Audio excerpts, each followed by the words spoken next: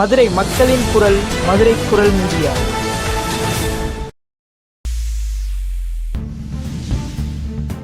மதுரையில் ஸ்ரீ பூ கலாச்சார மையம் சார்பாக அருள்மிகு மதனகோபால சுவாமி திருக்கோயிலில் சங்கத்தமிழ் திருப்பாவை ஒப்புவித்தல் நிகழ்வு நடைபெற்றது.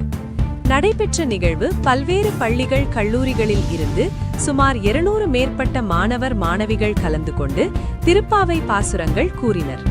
அதில் பல்வேறு பள்ளியை சேர்ந்த மாணவிகள் நைனிகா நாச்சியார், தேஜா ஸ்ரீ மதுரா தமிழினி, நிரஞ்சனா ஜனனி பிரியா, மானஷிகா ஷஷ்டி பிரியா, ஜெய்கா ஹாசினி, பொன்னெழிலி, தீக்ஷனா, நாகஜெயஸ்ரீ, சிவகிருத்திகா, மானசா மற்றும் மாணவர்கள் பாலமித்ரன், பிரணீத், அச்சுதராம், கார்த்திகேயன், வெங்கடஹரன், பரன் கார்த்திக், வருணேஷ், தருண் விஷ்ணுகுமார், சுதர்ஷன், முகேஷ் பாண்டி ஆகிய மாணவ மாணவிகள் சிறப்பான முறையில் வெற்றி பெற்றமைக்கு சுகந்தி மணிகண்டன் ஆகியோர் கலந்து ஊக்கப்படுத்தும் விதமாக விருதுகளை வழங்கி சிறப்பித்தனர்.